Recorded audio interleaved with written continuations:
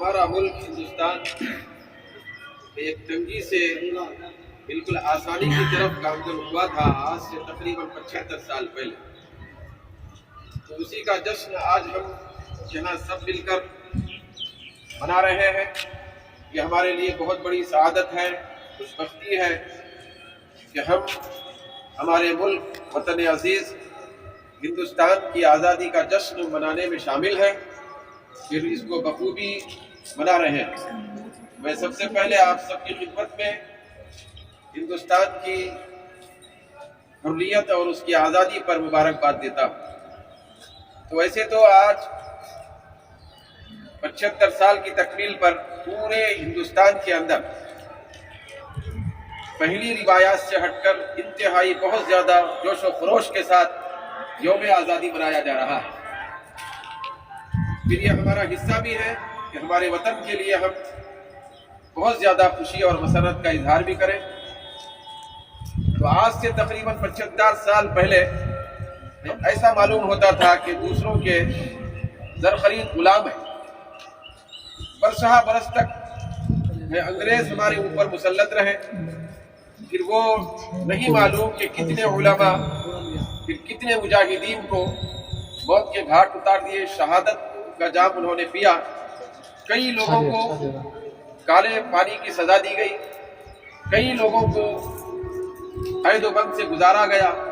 بڑی مصیبتوں اور مشقتوں کے بعد آزاد ہوا.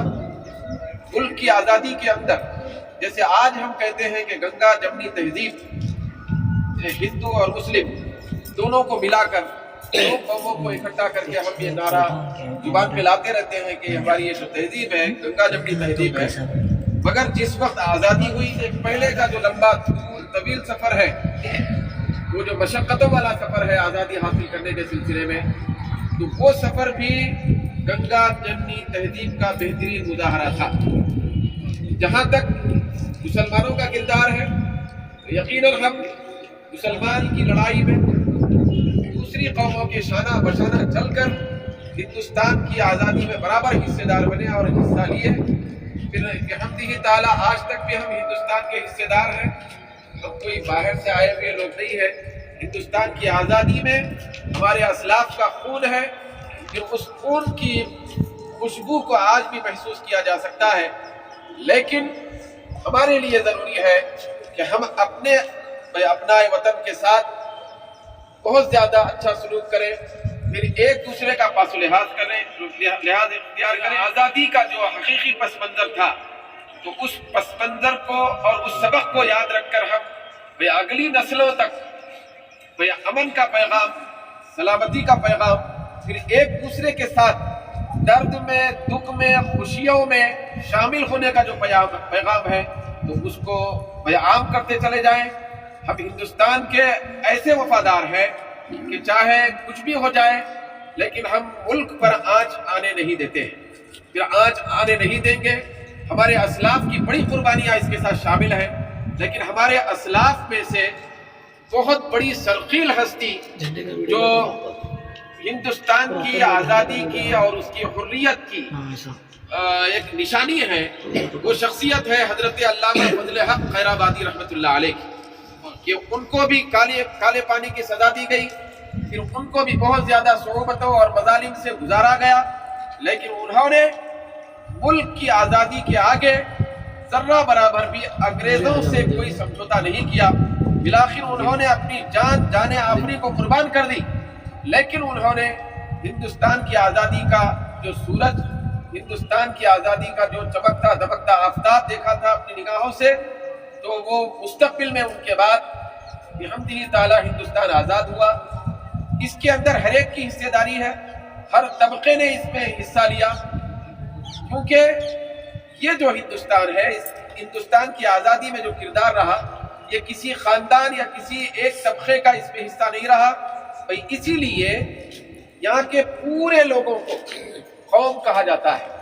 قوم ایک ایسا لفظ ہے کہ اس کے اندر ہندو بھی شامل ہو جاتے ہیں، سکھ بھی شامل ہوتے ہیں، اور یہ انبیاء کرام کا بھی طرز عمل تھا.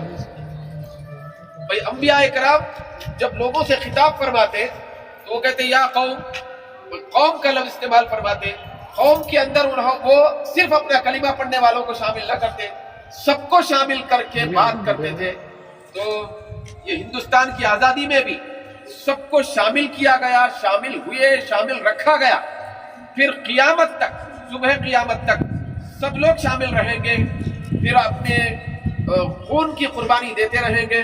جب بھی دوسرے لوگوں کی طرف سے ہمارے ملک کے اوپر ذرہ برابر بھی آنکھ اٹھا کر گور کے دیکھنے کی کیفیت ہوگی، چاہے وہ کوئی سا بھی ملک ہو، جو بھی آنکھ اٹھا کر دیکھے گا، ہم مسلمان بھی دوسرے قوموں کے ساتھ برابر شانہ بشانہ مل کر بھائی اپنے ہندوستان کا اور ملک کا تحفظ کرنے والے بنیں گے اور رہیں گے، اس ملک کا تحفظ کرتے رہیں گے۔ ملک کی سالمیت کی بقا کے لیے ہم رات دن شب و روز کوشش کرتے رہیں گے، چاہے ہمارے اوپر کوئی بھی لیبل لگایا جائے۔ ہم ملک کے وفادار ہیں، ملک کے وفادار رہیں گے، مرتے دم تک ملک کے وفادار بن کے رہیں گے۔ جب وقت آخر آئے گا تو ہماری وفاداری کا بہترین ثبوت دیتے ہوئے ہم مسلمان اسی سرزمین پر اپنے آپ کو دفن کراتے ہوئے ہمیشہ کے لیے ملک کی وفاداری کی نشانی بن کر اس سرزمین پر سوئے گا۔ تو یہ ہمارا کردار ہے۔ پھر ہم کو ہمارا اسلام بھی یہی درس دیتا ہے کہ اپنے ملک سے بے انتہا محبت کرو۔ ہم کو اس ملک کے چپے چپے سے محبت ہے، یہاں کے ذرات سے محبت ہے، یہاں کے در و دیوار سے محبت ہے، یہاں کے باغات سے محبت ہے، یہاں کی زمین، یہاں کے آسمان سے محبت ہے۔ یہ ہندوستان ہے، یہاں پر سب سے پہلے جنت سے اور عالم بالا سے جو تشریف لائے ہمارے جد امجد حضرت سیدنا آدم علیہ السلام یہاں پر تشریف لائے اور یہی رہے۔ کافی عرصہ ہندوستان میں انہوں نے گزارا، یہیں سے آپ نے پیدل چل کر کئی حج کیے، حج کرتے تھے، پھر ہندوستان میں آ کر یہیں پر سکونت اختیار فرماتے تھے۔ حضرت آدم علیہ السلام کو سکون یہی ملا تھا۔ پھر آقا دو جہاں صلی اللہ علیہ وسلم نے بھی ارشاد فرمایا کہ ہندوستان کی سرزمین ایسی پیاری سرزمین ہے کہ یہاں ہند کی سرزمین سے مجھ کو خوشبو آتی ہے۔ لہذا یہ ہمارے آقا کا پسندیدہ وطن ہے، حضرت آدم علیہ السلام کا سکونت والا پہلا وطن ہے۔ تو لہذا ہم نے بھی تہیہ کر لیا اور شروع سے ہی ہمارے اسلاف نے ہم کو درس دیا کہ رہتی دنیا تک ہم اس کی خوشبو سے محبت کریں گے۔ پھر یہیں پر ہمارا دم خم ہوگا، یہیں پر آخری سانس لیں گے۔ پروردگار عالم ہمارے ملک کی حفاظت فرمائے، اس کے حدود کی حفاظت فرمائے۔